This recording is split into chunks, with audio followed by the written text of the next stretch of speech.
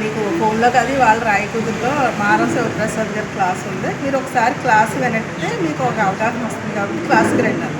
సరే అని నేను వెంటనే ఆ రోజు ఆదివారం క్లాస్కి వెళ్ళాను. నేను ఫుల్ మాంసాహారం అనమాట, రోజు 8 ఉండాలి మా వారు. అలాంటిది ఆయన ఆ క్లాస్ చెప్పిన వెంటనే మాంసాహారం మానేస్తానని ఇంటికి వచ్చి నేను ఈ రోజు నుంచి అన్నీ తినలో ఉంటాను.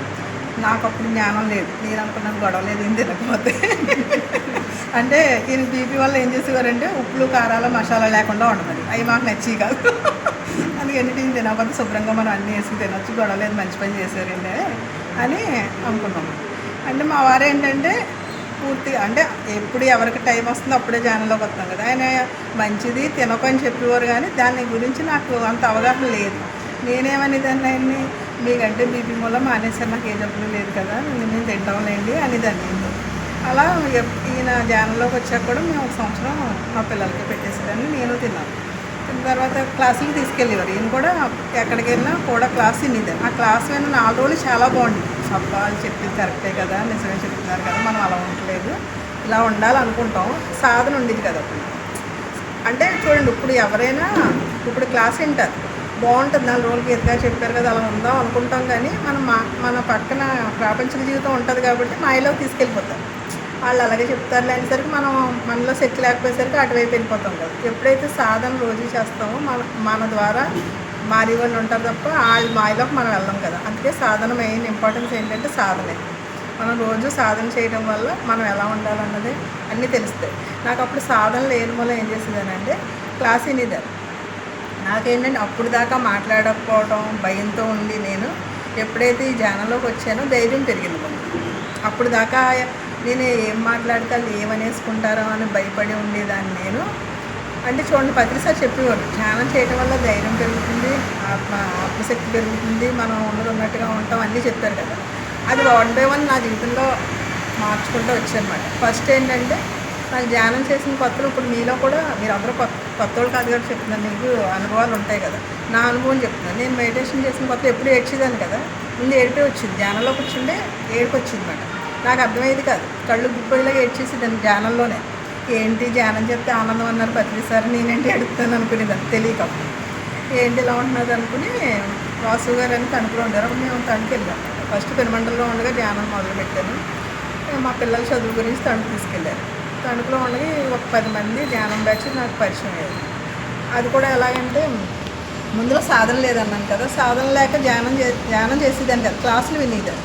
అబ్బా బాగున్నాయని ఆ విన్నట్టుగా నా ఫ్రెండ్స్కి షేర్ చేసేదాన్ని. మనం ఇలా ఉంటున్నాం కదా, ఇలా ఉండకూడదు, భగవద్గీత అంటే ఇదంతా అన్నీ చెప్పేసేదాన్ని కూర్చోబెట్టాలన్న.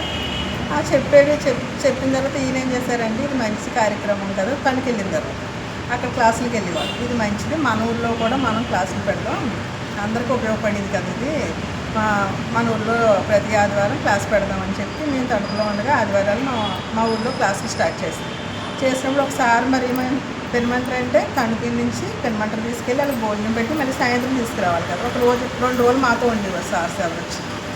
అలా ఉండటం వల్ల ఈయన అన్నారు, మరి వాళ్ళకి వంట చేయాలి, నువ్వు ఎన్వి తింటున్నావు కదా, ఎన్వి తిన్న వాళ్ళు వండితే వాళ్ళు తినరు, మరి ఏం చేయను, నువ్వు పెడతావా లేకపోతే వేరే వాళ్ళు ఎవరినైనా అడగనా అంటే, మన ఆడవాళ్ళకి ఏంటంటే ఏ గొప్పదనైనా మనకే ఉంటుంది, పక్క వాళ్ళకి వెళ్ళకూడదు.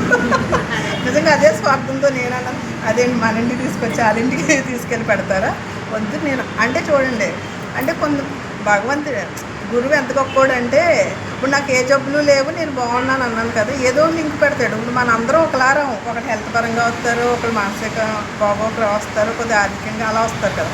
అలా నాకు ఏదీ లేదు కాబట్టి ఈ మాస్టర్ని లింక్ పెట్టాడు అన్నమాట భగవంతుడు. అంటే నేను అన్వి మాను కదా, లేకపోతే మరి అందుకే వాళ్ళకి వంట చేయడం కోసం నేను అన్వి మానేసాను అనమాట.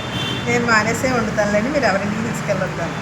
ఎప్పుడైతే ఆ సార్స్తో ఎప్పుడు సజ్జన సాగించడం ఎంత గొప్పదంటే, ప్రతిసారి నేను వేరే కదా, నేను పుస్తకాలు చదవను, నాకు అంత రావు కూడా, ఏ పుస్తకాల్లో నాకు ఏ నాలెడ్జ్ లేదు. కాకపోతే ప్రతిసారి నోటంటే ఏదైతే మాటలు వచ్చినాయో దాన్ని పట్టుకుని ఆచరణ రూపంలో మార్చుకుని నా జీవితాన్ని ఈ రోజంత అద్భుతంగా మార్చుకున్నాను.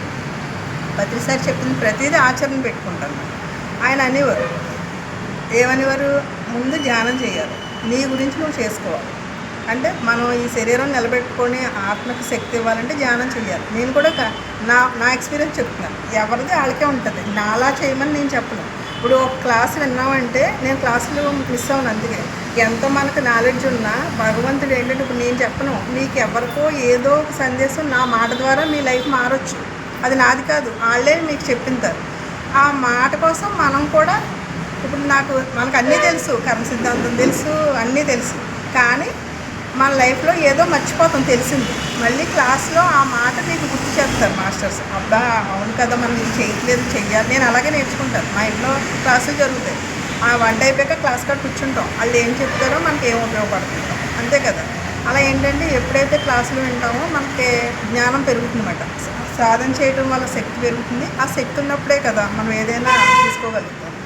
అందుకు పత్రిసారి ఏం చెప్పేవారంటే, 1 గంట ధ్యానం చేయండి, సజ్జన సాంగత్యం చేయండి, స్వాధ్యాయం చేయండి, ప్రచారం చేయండి. ఆ 4 మెయిన్. ఆ 4 నేను బాగా సిన్సియర్గా ఉంటాను. నిజంగా చెప్తున్నాను కదా, నాకు తెలిసిన జ్ఞానం బట్టి 1 గంట రోజు ధ్యానం చేసుకుంటాను. ఇలాంటి కాడికి వస్తే సాధన ఎక్కువ చేసుకుంటాం, కానీ ఇంటికాడ 1 గంట మెయిన్ పెట్టుకుంటాం.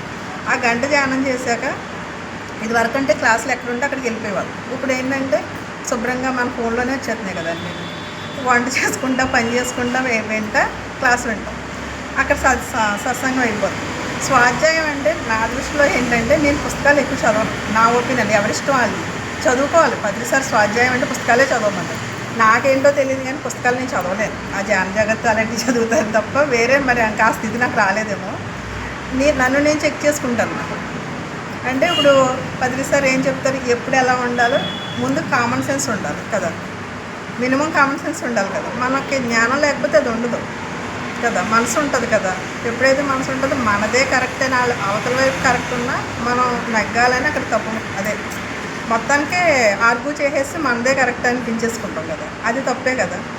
ఎప్పుడైతే ఈయన ఇవన్నీ చెప్పారో నా లైఫ్లో ఒకటి మార్చుకుంటూ వచ్చాయి. ఫస్ట్ ఏంటంటే, ఇదివరకు ఏం చేసేదాన్ని, నటించేదాన్ని చెప్పాను కదా. అంటే వాళ్ళు ఒకవేళ తప్పు మాట్లాడినా అక్కడ ఏమనేసుకుంటారో లే అని, నిజమేనండి మీరు కరెక్టే అని తలూపితే ఒక గీత కరెక్ట్, నా మాట మాట్లాడింది అని పొగుడతారు కదా. అది చాలా అనుకున్నాను, అదే జీవితం అనుకున్నాను. ఎప్పుడైతే ఇందులోకి వచ్చాక ఆటోమేటిక్గా మన ఆధీనంలో ఉండదు. నాకైతే అలా ఉండేది.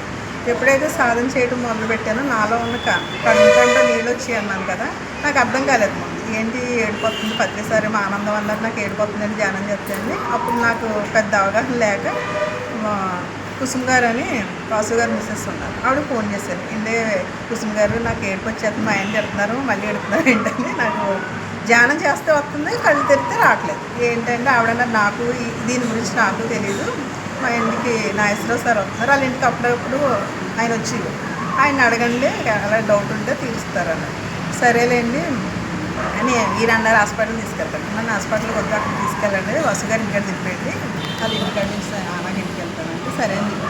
చూడండి, మనకి ఏ డౌట్ ఉన్నా స్పిరిచువల్గా మనం ఏ డాక్టర్ మనల్ని ఏం బాగు చేయలేడు. ఒక మాట ద్వారా మొత్తం మారిపోతుంది అంతే కదా. మాటే, మనం ఏమి ఆస్తులు ఇవ్వక్కర్లేదు, డబ్బులు ఇవ్వక్కర్లేదు, ఏమీ ఇవ్వక్కర్లేదు. నాకు ఆ రోజు అనిపించింది, ఒక మాట ఇంత మొత్తం జీవితాన్నే మార్చేసిందంటే మన మాటలు ఎంత మంచిగా మాట్లాడాలి, ఒక మనిషికి ఎంత ఉపయోగపడాలన్నది ఆ మాట మీద నాకు అంత ప్రాముఖ్యత ఉందని నాకు అర్థమైంది. అప్పుడు ఎప్పుడైతే వాళ్ళ ఇంటికి వెళ్ళానో ఆయన చూడగానే అన్నారు, నన్ను అడిగారు ఏంటి వాట్సాప్ అడుగుతారు కదా డౌట్లు, వినిపిస్తుందండి మీకు, వినిపిస్తుందా? అయితే ఆయన అన్నారు, ఏంటమ్మా అన్నారు. ఏమండి నాకు ఏడుపు వచ్చేస్తుందండి, ఎందుకు తెలియట్లేదు అన్నారు. మీ పేరేంటమ్మా అన్నారు. గీత అండి అన్నారు. అదేంటమ్మా గీత పేరు పెట్టుకుని ఎందుకు ఎడుతున్నాం అన్నారు. అంటే ఏమో సార్ ధ్యానం చేస్తా ఉంటే వచ్చేస్తుందంటే. అప్పుడు ఆయన ఎంత క్లారిటీగా చెప్పారంటే, నేను ఎప్పుడు ఆయన ఒక ఆయన మర్చిపోయి మాల శివప్రసాద్ గారు ఫస్ట్ క్లాస్ ఆయన తిన్నాను, తర్వాత డౌట్ ఈ క్లారిటీ వచ్చింది. అంటే వాళ్ళకి ఎంత ఎదరికెళ్ళడానికి వాళ్ళ మాటలు నాకు ఉపయోగపడినాయి అన్నది చెప్తాను.